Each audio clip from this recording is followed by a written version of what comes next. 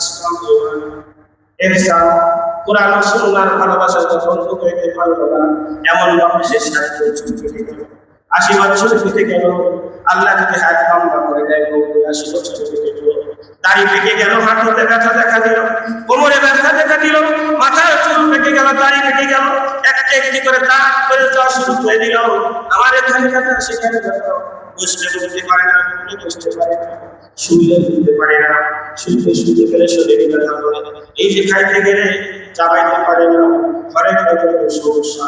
এরপর আমার দেবে আমাকে বলে না আমার খাওয়া শেষ হতে পারছে, আমাকে আল্লাহর মহব্বত আর রাসূলের মহব্বত, কোরআন সুন্নাহর মহব্বত আমার অন্তরে ঢুকাইতে হবে। আস্তে আস্তে দুনিয়ার ফলের মহব্বত, সবজির মহব্বত, গোশতের মহব্বত, বাড়ির মহব্বত, ঘাটের মহব্বত, বাজারের মহব্বত, টাকার মহব্বত, সন্তানের ভালোবাসা, স্ত্রীর ভালোবাসা, ঠিকানাদারির ভালোবাসা আস্তে আস্তে আমার অন্তর থেকে দূরে সরাইতে হবে। আমার একবার আমার দেবে একবার আমার এমন কথা বলবে না। তাহলে আমি কিভাবে দাবি করি আমি মুমিন? কিভাবে দাবি করি আমি মুহসিন?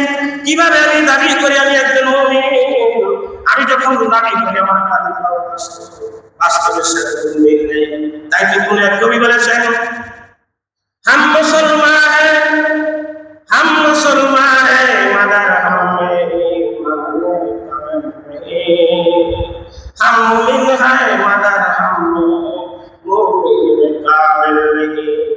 আমি ইমানদার দাবি করি, আমি মাথায় টুপি দিয়ে নামাজ পড়ি, মানুষের সহযোগিতা করি, আমি ইমানদার দাবি করি, আমার মতো মুসল্লি, আমার মতো হাজি, আমার মতো হাতে মাথায় পৃথিবীতে আমি নিজেকে দাবি করি, আমি নিজেকে মহান মনে করি যে আমার কারণে রাস্তা হয়েছে, আমার কারণে এই কুকুর হয়েছে, বাগানো হয়েছে, আমার কারণে এটা হয়েছে, সেটা হয়েছে, আমি দাবি করলাম। কিন্তু দাবির সাথে যদি বাস্তবতার মিল না থাকে, তাহলে কিয়ামতের দিন আমার মতো পৃথিবীর কিয়ামতের দিন কেউ আর থাকবে না। সেজন্য কবি সম্রাট শেখ সাদী বলেছেন, তুমি যখন ইমানদার দাবি করো, তখন ইমানের সাথে তোমার বাস্তবতার সাথে মিলাও। যে আমি নামাজ পড়ছি, সত্যি কি নামাজটা আল্লাহর জন্য কি মানুষের বাবা পাওয়ার জন্য? তুমি তোমার দিলের সাথে কষ্ট করবে না। তুমি যখন রোজা রাখছো, এই রোজাটিকে আল্লাহ রাখতে বলেছেন, নবী রেখেছেন, এই জন্য নাম রোজা একটি সিস্টেম প্রতি বছর রাখতে হবে। সেই সিস্টেম অনুযায়ী তুমি রোজা রাখলে না, আল্লাহর কথা বলতে রাখলে। তুমি যখন দান করলে, আল্লাহ বলেছেন দান কর বান্দা, তুই দান করবি, 1 টাকা আমি তোকে দেবো 10 টাকা, তুই দিবি 10 টাকা, 100 টাকা, তুই দিবি 100, 1 টাকা, তুই দিবি 1 টাকা, 10 কোটি। এই যে আল্লাহ ওয়াদা দিয়েছেন আমি দেব, তুই দে, আমি দেব। বুখারীতে আছে, আল্লাহর হাবিব বলেছেন, আল্লাহ আমাকে শুনিয়ে দিয়েছেন, আল্লাহ বলেছেন হাবিব আপনি আপনার উম্মতদেরকে বলে দেন, আনফিকুম ফি, বান্দা আমার উম্মত তোরা আমার রাস্তায় খরচ কর, আল্লাহর রাস্তায় খরচ কর। আমি আল্লাহকে এমন ভাবে করে দান করব তুই কখনো করতে পারবি না।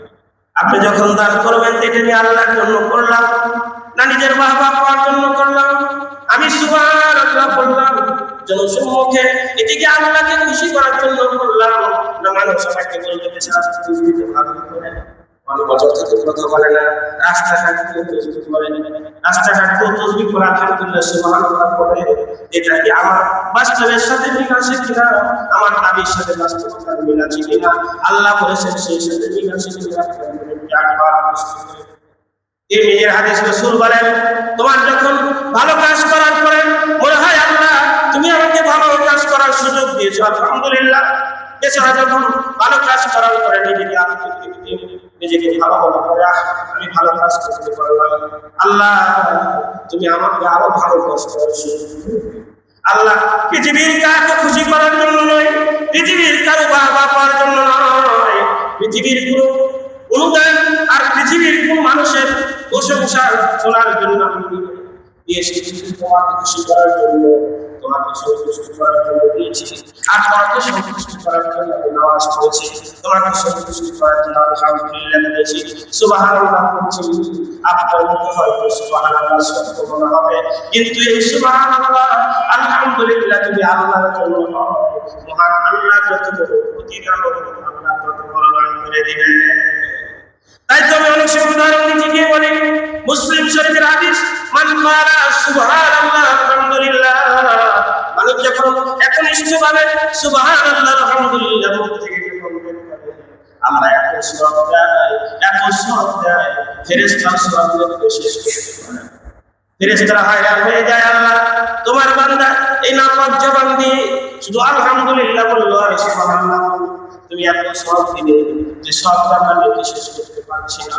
আল্লাহ বলেন, আল্লাহর হাবিব বলেন, মুসলিম শরীফের হাদিস বাইনাস সামাওয়াতি ওয়াল আরদ, আসমান জমিনের যত ফাঁকা জায়গা আছে এই বান্দা যদি আল্লাহর তাসবিহটা পাঠ করে সাথে ফাঁকা জায়গা আল্লাহ সবকে বরকত করে দেয়।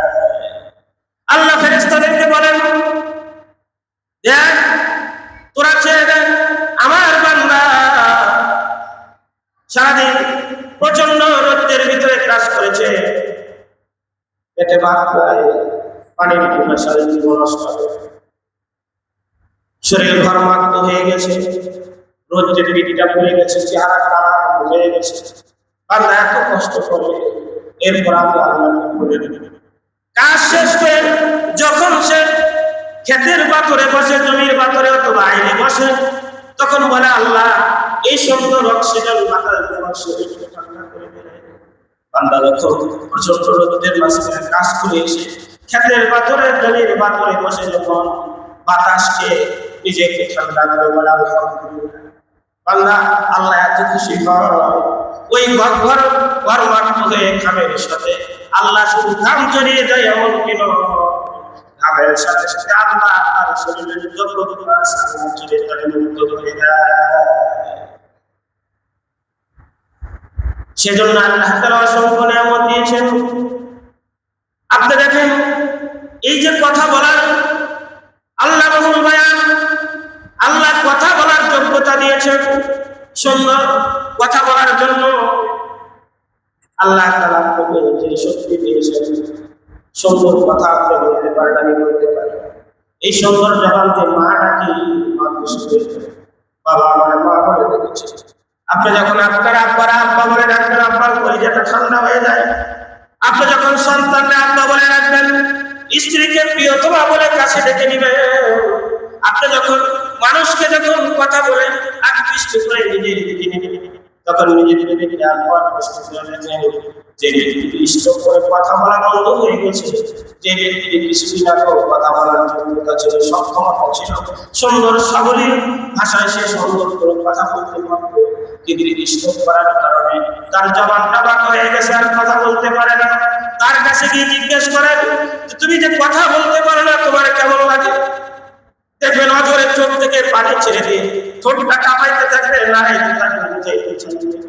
আল্লাহ কথা বলার শক্তি দিয়েছে।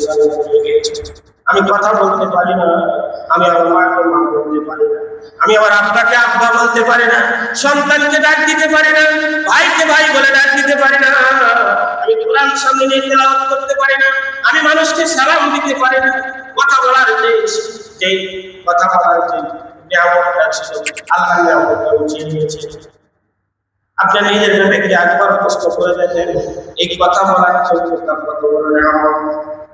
তাই তো কবি সম্রাট শেখ সাদি বলেছেন, কদরে নিয়ামত বাদে জাহান, আমরা এমন মাধব আর এমন নাগান আর এমন বেকুব, যতক্ষণ নিয়ামত আছে বুঝি না, নিয়ামতটা যখন চলে যায় তখন বুঝি আমার এই নিয়ামতটা কত বেশি। আপনি যখন এক সময় শক্ত থেকে শক্ত হাড্ডি আপনি কামড়িয়ে চূর্ণ বিচ্ছিন্ন করে হাড্ডির স্বাদ নিতেন, আর চূর্ণ বিচ্ছিন্ন করে ফেলে দিতেন, আর বলতেন না যদি হাড্ডির ভিতরে আরেকটু রস পারে মজা লাগছে। কিন্তু যে মানুষটি আপনি তার শক্ত থাকার কারণে কঠিন থেকে কঠিন হাড্ডির চালিয়ে স্বাদ করল, সেই মানুষটি আস্তে আস্তে যখন বয়স ভাগ হয়ে গেল, গরুর হাড্ডি তো দূরের কথা, দেশি মুরগির হাড্ডি তো দূরের কথা, পোল্ট্রির হাড্ডি চালাই খবর হয়ে যায়। এরপরে কি আপনার ভেবে আপনাকে একবার মারা যায় না? যেই দাঁতকে আমি কঠিন থেকে কঠিন হাড্ডি চালিয়ে সার দিতাম, সেই মানুষটি এখন পোল্ট্রি হাড্ডি চালাতে পারে না। এই দাঁতের শক্তি কে দিয়েছিলেন? কে নিলেন? তাহলে যে সৃষ্টিকর্তা দাঁতের শক্তি দিয়েছিলেন, সেই সৃষ্টিকর্তা এই দাঁতের শক্তি আবার নিলেন। সেই সৃষ্টিকর্তা আমার জৈবন দিয়েছেন, যে সৃষ্টিকর্তা আমার জৈবন নিতে পারে, যে সৃষ্টিকর্তা আমাকে সুস্থ রেখেছেন, যে সৃষ্টিকর্তা আমাকে হাসপাতালে নিতে পারে। আপনি নিজেকে একবার কষ্ট করে দেখেন, পৃথিবীর মানুষের তিনটা অবস্থা। আল্লাহ যাকে বুড়া করেছেন, তাকে বুড়া বৃদ্ধ বানিয়ে পৃথিবীতে পাঠিয়েছেন, বৃদ্ধ করে পৃথিবী থেকে নিয়ে এসে আল্লাহ যুবক করে পৃথিবীতে পাঠিয়েছেন, যুবক অবস্থায় তাকে নিয়ে এসেছিলাম। আল্লাহ শিশু অবস্থায় পৃথিবীতে পাঠিয়েছেন, শিশু অবস্থায় নিয়ে এসেছিলাম। আল্লাহ পৃথিবীর সমস্ত মানুষকে শিশু অবস্থায় পৃথিবীতে পাঠিয়ে নেওয়ার সময় কারো জীবন ফেলে নেয়, কারো বৃদ্ধ অবস্থায় নেয়, কাউকে তারই ভালো অবস্থায় নেয়, কাউকে তাই অবস্থায় নেয়। আল্লাহ তারা বুঝাইতে চায়, বান্দা তুই পৃথিবীতে যখন এসেছে সিস্টেমে এসেছে, যাওয়ার সময় কৌশল ভিন্ন হবে। হয়তো 8 বছরে চলে যাওয়া লাগতে পারে, হয়তো 10,